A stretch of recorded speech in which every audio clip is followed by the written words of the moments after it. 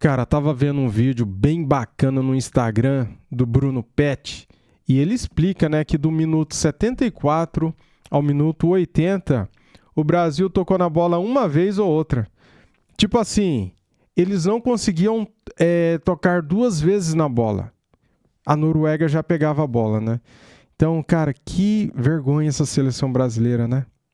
Do minuto 74 ao 80 o Brasil ficou assistindo a Noruega jogar. E daí tomou um gol, e depois tomou outro, e daí deu no que deu, né, galera? Essa seleção brasileira tem que ser reformulada. Tem muito jogador aí que não devem mais vestir a camisa da seleção, não merecem, né? E um time totalmente apático, um time frouxo, um time sem alma, um time sem vontade em campo. Não digo, será que é sem vontade ou foi o esquema planejado que não deu certo, hein? O Ancelotti é a maior decepção para mim, tá? Falando por mim. O Ancelotti decepcionou demais, dando a bola para a Noruega e a gente ficar assistindo um show de horror, né, cara? Um time andando em campo, né? Foi o que eu vi, tá? Temos aqui esse corte do programa Jogo Aberto da Band.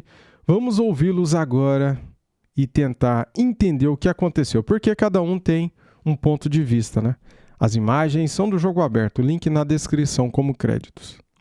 Já quero falar com vocês, porque eu hoje ainda estou absorvendo o impacto. Ai, gente, Ancelotti fala inclusive sobre recomeço.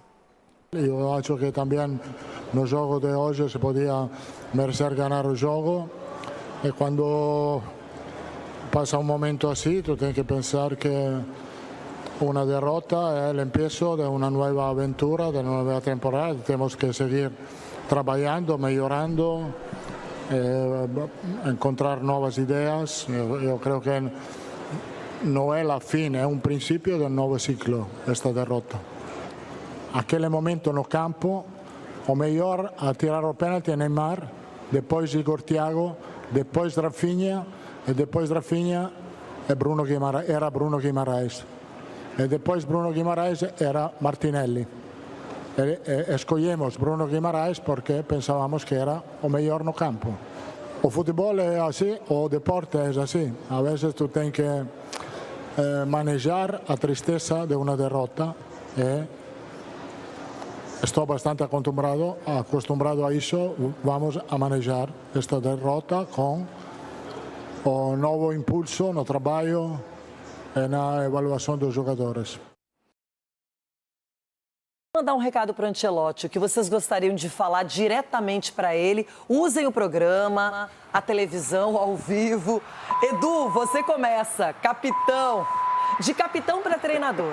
Sim, eu acho que agora começa o trabalho do Ancelotti. Por mais que ele já esteja no Brasil há mais de um ano, a gente sabe que ele trocou o carro, né, com o pneu do carro andando, então isso é muito difícil. Mas só que esperávamos nele uma coisa que a gente tinha expectativa, né, Chico? Que uma melhora da seleção brasileira, o jogo bem jogado, né, com intensidade, bem taticamente distribuído dentro do campo, e infelizmente a gente não conseguiu ver. Agora, a partir desse ponto, agora começando o início, tem que fazer uma renovação, um novo ciclo, jogadores com vontade de vestir a camisa da seleção brasileira, uma coisa que a gente sempre pediu assim, ó, tirar o ego, a vaidade, tirar tudo de lado e jogar em prol da seleção brasileira, coisa que a gente não estava vendo.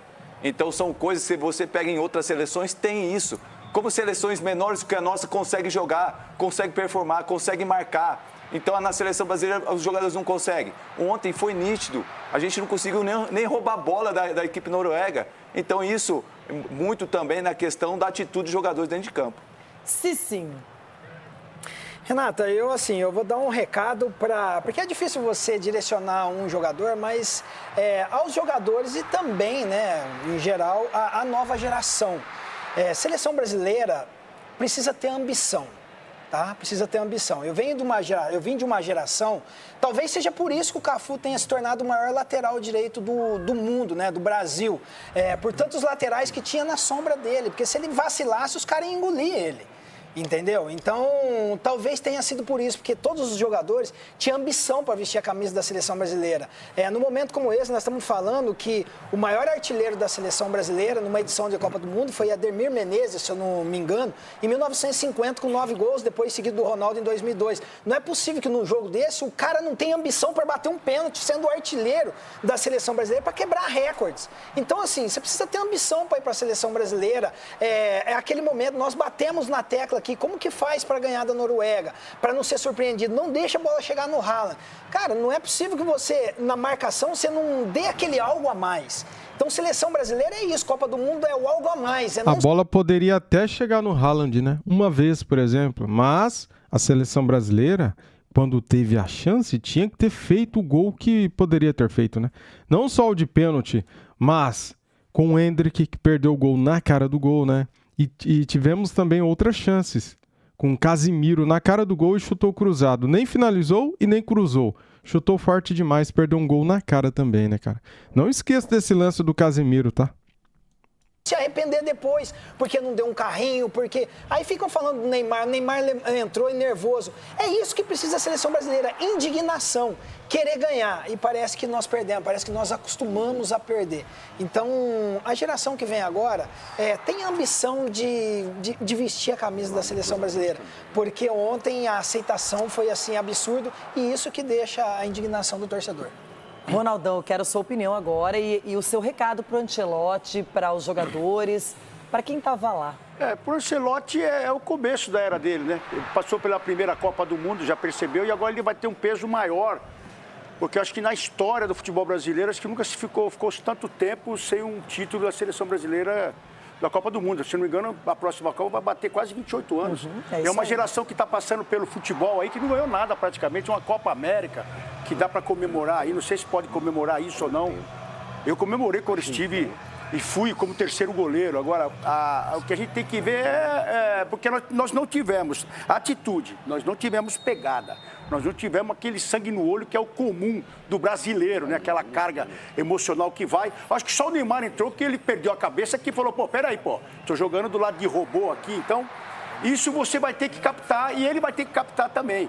Na sua nova comissão, na sua nova estratégia para o futebol, ele vai ter que começar a viajar mais, porque já que ele já é o homem da próxima Copa, que já está consagrado ali, Ancelotti, você vai ter que viajar mais, procurar mais quem está mais próximo à Copa, quem está 100% jogando, né? Porque nós levamos um goleiro que ficou 2 meses parado, nós levamos o Neymar que estava machucado e depois perdemos algumas peças. Tudo isso tem que ser...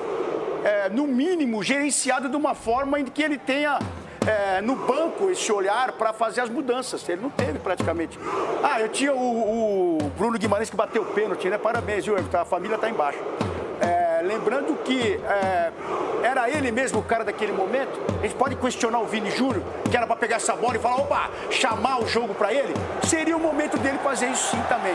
Mas ele tinha esse comando vindo do vestiário. Então são coisas que o Ancelotti vai ter que, sabendo e ciente que a carga vai ser colocada em cima dele, será maior, ele vai ter que ter respostas rápidas, diferente como foi esse ano para ele, que foi a primeira dele. Ele teve um aprendizado. A próxima carga será maior ainda, porque ele vai ter que trazer o título para o Brasil, porque vai completar 28 anos sem um título como esse. Aí, galera, cada um tem uma opinião, um ponto de vista, vê o jogo de uma forma particular, né? Você concorda com o Edu, com o Ronaldo? Comente aqui, cara. Quero saber a opinião de vocês. Eu concordo em partes com os dois, tá? Nunca vai bater 100% a opinião nossa, né? Nem a minha, nem a sua. Comentem. Pois é. Marco Aurélio Cunha, eu quero a sua opinião também, quero o seu desabafo para o Ancelotti, o que faltou para o Brasil vencer a Noruega, não apenas em termos de placar, mas em termos de postura. Eu tenho muito cuidado para falar com postura, porque eu acho que nenhum jogador entra em campo para perder ou para não dar o máximo de si. Eu acho que a nossa forma de jogar, muito reativa, atrapalhou um pouco o que é o futebol brasileiro. Nós ficamos muito tempo sem a bola, a proporção é 60, 30 e 10% dessas bolas que não são de ninguém, vamos dizer assim. É pouco para o futebol brasileiro que dita ritmo. Nós temos jogadores para ditar o ritmo. Como nós tínhamos um meio-campo lento, né, então eles esperaram, com postura de espera, para tomar a bola e sair no contra-ataque com o Vini, com o Matheus Cunha. E deu certo. O que não deu certo foi que eles não realizaram os gols. Nós perdemos gols incríveis, né? A bola o Casemiro podia ter passado para trás, a bola atravessou, a bola do Endrick, o pênalti perdido. Então, na Copa do Mundo, o gol é absolutamente necessário para mudar uma partida inteira. E mudou a partir do gol do Haaland, que nós estávamos bem no jogo no primeiro tempo. Segundo tempo diminuiu a intensidade, diminuiu o ritmo. Agora, uma coisa eu quero dizer... O Brasil estava bem até a parada técnica do segundo tempo. A parada de hidratação. Depois, o time desmoronou. Nós perdemos o jogo quando o Ancelotti fez aquilo que todo mundo queria. Colocar o Neymar, colocar o Endrick. E o futebol não é assim. Ou você coloca esses caras logo no começo do jogo, tem estrutura para suportar, tem tática para suportar, ou não coloca, porque obviamente você vê que a hora que saíram alguns jogadores do meio campo, o Brasil perdeu completamente o ritmo do jogo. E o talento em si poderia ter resolvido com o Endrick, resolveu o gol do Neymar, um pênalti bem batido. Mas não é suficiente. Eu acho que demorou para pôr o Endrick, demorou para pôr o Neymar, não nessa partida, nas anteriores. Que coisa. Chico Garcia, sua vez. Eu acho que a gente está sempre aprendendo alguma coisa, né? E o Ancelotti era um estreante em Copas do Mundo. Eu espero que ele tenha aprendido algumas coisas, porque eu elogiei tanto ele depois do jogo contra o Japão, porque ali o Brasil sai de um resultado adverso, mas no segundo tempo você via que a gente ia empatar. E ele usou uma estratégia que foi muito eficiente. Ele pesou a área, ele colocou mais atacantes, ele bota o Endrick lá por um lado, abre o Vinícius mais para a esquerda, o Martinelli por dentro, funcionou. E quando termina o jogo, a gente sai com um sentimento de orgulho, do tipo assim, fizemos por merecer. Nós realmente vencemos e com mexidas do nosso técnico. Pois contra a Noruega foi completamente diferente. Primeiro porque ele adota o mesmo sistema que deu certo contra o Japão, num cenário muito específico, em que a gente encurralou o adversário no segundo tempo, precisando virar o jogo. Ele começa o jogo sem meio campo. De uma ideia que ele tinha reconsiderado, colocando o Paquetá por ali, e a gente tinha um pouquinho mais de estrutura. E onde a gente perdeu o jogo? No meio campo. Me incomodou demais a maneira como o Brasil jogou, e aí eu tô com o Marco Aurélio no sentido reativo, porque eu sei que o Ancelotti joga dessa maneira. Mas quando está 0-0, você vai entregar a bola para a Noruega, que ok, é um bom time, mas não é uma campeã do mundo, não tem a tradição que nós temos. E embora tenha um alienígena lá, um ET, um extraterrestre, um jogador diferente, não é uma seleção em que a gente possa se encurralar. O Brasil se encurralou. O Brasil entregou a bola para a Noruega e deixou eles trocarem passes à frente da área. O Brasil não mordeu, o Brasil não competiu. E eu preciso cobrar do treinador também essa postura. Cobro dos jogadores, mas me pareceu uma estratégia completamente equivocada. Quando eu precisei do treinador, como ele foi competente contra o Japão, para que ele mudasse o jogo, ele simplesmente tira o Ryan, que estava fazendo uma marcação muito boa pelos lados do campo, e aí, em contrapartida, o técnico norueguês faz o quê? Muda os lados do campo e começa a pressionar mais o Brasil. Então, ele não enxergou o jogo. Ele não fez as trocas devidas, ele fez o que todo mundo queria e tal, o Endrick e o Neymar, mas talvez em momentos inoportunos. Porque eu não posso condenar também ele colocar o Neymar aos 22 do segundo tempo, porque ele teria que ter colocado antes. Ele nunca convocou o Neymar antes da Copa. E ele leva o Neymar para a Copa por ser o Neymar. E o Neymar chegou lesionado. Então não tem muito o que fazer. Eu vou cobrar do Ancelotti que ele escale mais o Neymar não se ajudou também, e também não é culpa dele, mas ele chegou machucado. Então ele também não conseguiu nos ajudar. Nós não tivemos estratégia eficiente, os nossos protagonistas se omitiram, e tem mais um erro que é da comissão técnica. O Vinícius Júnior, que era o nosso protagonista até então, ele não pode ser o quinto na hierarquia para bater um pênalti. Quem é que bate pênalti na Inglaterra? Quem é que bate o pênalti na Argentina? Quem é que bate o pênalti em Portugal? Quem é que... Falei isso ontem, galera. Falei aqui no canal, falei no outro canal, falei no Instagram. Todo time, toda seleção tem um batedor oficial, que é aquele cara que chama a responsabilidade, que normalmente é o artilheiro do time, né? Vacilaram ontem, cara. Vacilaram. Bate o pênalti na França. Todos os caras, eu não vou falar o palavrão aqui, mas os caras, os feras das seleções. Mas aí, na nossa, tem que ser um jogador que estava jogando uma boa Copa, mas que não tem uma estatística comprovadamente eficiente. Então, assim, E foram sumiu, né? muitos erros, muitos erros. Depois que perdeu o pênalti, desapareceu, infelizmente. E quem vinha se destacando na Copa era o Vini, é o atacante brasileiro que todo mundo estava confiando. E poderia ter sido ele, sim, que bateria o pênalti, mas era uma decisão que foi dita, veio do vestiário. Bom, agora chegou o momento que vocês não gostariam de enfrentar. Lá está o nosso Capelanes, o cara que mais falou, avisou, discutiu, rebateu, foi colocado contra a parede sobre a seleção brasileira nesta Copa. Capela, para você aquele bom dia. Eu imagino que o dia será longo e feliz só para você, mas é aquela história, pelas convicções, pelas ideias, porque o Brasil está fora da Copa. Acordou cedo, hein? O Brasil caiu, a internet podia cair também, né? Não contavam com minha ficha. Uma hora ele ia acertar. Devolve minhas anteninhas. Desculpa, gente, eu não queria usar, mas eu avisei. E olha, engana-se quem acha que eu tô feliz. Eu não queria a eliminação do Brasil. Mas eu tava projetando, tava preparando a massa, preparando o terreno. E eu estou com as suas anteninhas, Renata, porque hoje, olha, eu tô com urticária. É um show de incoerência da bancada, da pachecada. Mas calma, eu não vou ser repetitivo. Eu não vou ficar falando, justificando. Eu quero relembrar meus amiguinhos e a nossa audiência do Jogo Aberto o que eu falei há 13 meses. 6 de junho de 2025. Olha só o que o Capelinha falou. E eu tava fininho, hein? Olha aí, roda aí. Eu gostaria que 1 a 1 se levantasse e viesse aqui pedir desculpas. Só que eu prevejo, eu enxergo. Eu vejo. Se cada pachecada ficou, não, que o Brasil é isso, que o Ancelotti é aquilo. Agora já ouvi que o Ancelotti não é mágico. Mas ontem ele era o Harry Potter quase, né? Cicinho falou aqui não, porque o Ancelotti quer transformar o Brasil no Real Madrid. Ô, gente, aquele Real Madrid estilo de jogo. Toni Kroos, Estilo de Modric. É o tipo de jogador que a gente não tem na seleção brasileira. Esquece esse negócio. Não, é estilo de jogo. Já que ele gosta de palpite, então olha pra câmera e diga, o Brasil não vai classificar. Eu vou falar uma parada pra você. Diga agora, então. Classificar pra Copa, como eu disse ontem, até vai. Mas olha, se chegar nas oitavas, já tá de bom tamanho. Mas olha, se chegar nas oitavas, já tá de bom tamanho. Mas olha, se chegar nas oitavas, já tá de bom tamanho. Mas olha, se chegar nas oitavas, já tá de bom tamanho. Em 2030 que dá, 2026... Nossa, como você é vidente. Eu gravo aí. Ele tá melhor do que o Carlinhos, o vidente, né, galera? Tá aí. Acertou. Capela! É mesmo, tá gravado, sacramentado, não vamos discutir isso. Era ele? Aquele cara lá não era ele, parecia tava meio diferente, né? Não sei não. Fininho ele. Não, sabe o que mais me incomoda? Que realmente eu tô quase pegando um voo e chegando em São Paulo. Não, fica aí. Porque eu falei na semana passada, eu não vou aceitar.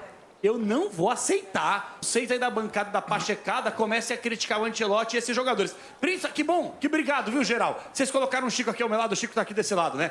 O Chico, ele pega... Vou até tirar a anteninha, cara. Eu vou ficar a anteninha porque eu tô ficando maluco. O Chico, ele chega na rede social... Ele chega na rede social e fala assim, ó...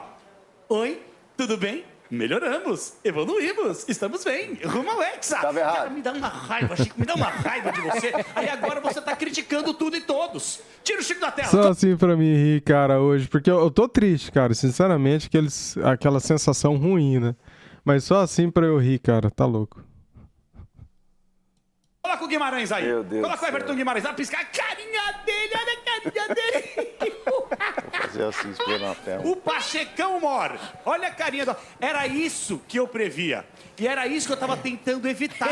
Eu falei pra você, telespectador internauta, eu não queria que você ficasse iludido que nem ele. Olha a carinha dele.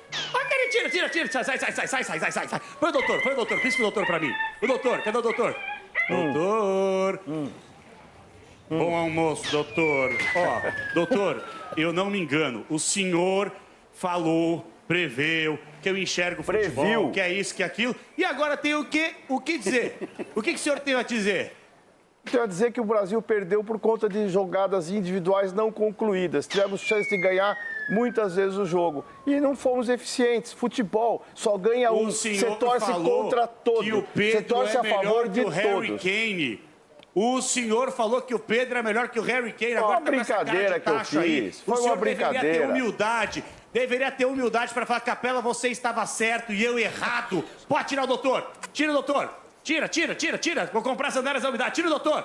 Cadê outro? Sandálias da humildade pro doutor. Tira outro. Tem outro aí, olha, ó. O Pachecão aí, ó. Nossa senhora, veio eclipse no rosto, ó. Ronaldão. Benedo. Olha a carinha dele, ó. Não, porque o Brasil vai isso. Só fico triste com o Corinthians. O Brasil... Que o Neymar tem que ir. Que o Neymar é o cara. O Neymar entrou e fez o quê?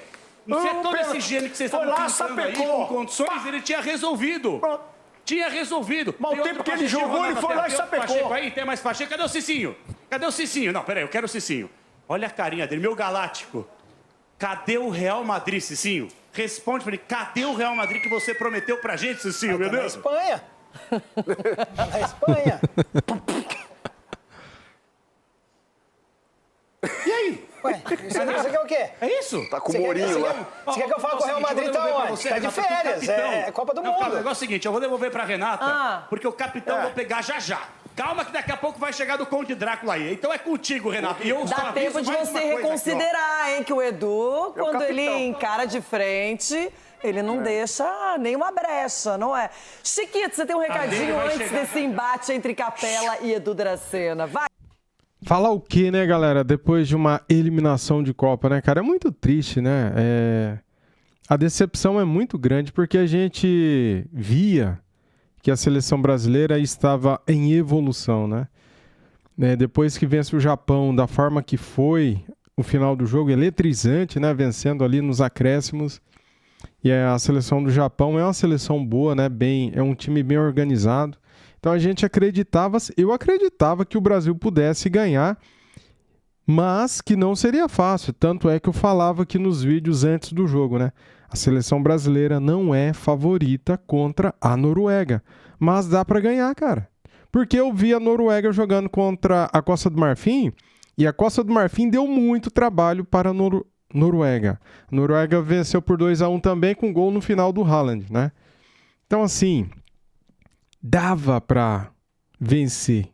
Só faltou competência, né, cara? Do Endrick, do Casemiro, do Vinícius Júnior, do Bruno Guimarães, do Gabriel Magalhães, de todos esses jogadores, né, que falharam, né, em certos momentos. Então, é triste, mas cabeça erguida, bola pra frente, vamos continuar a vida, porque é isso, cara, não adianta, né? A partir de amanhã, aqui no canal, a gente não fala mais de seleção brasileira. Hoje, ainda vamos falar, tá? Hoje, dessa eliminação. A partir de amanhã, a gente muda o disco aqui, tá bom? Tamo juntos. Muito obrigado a todos.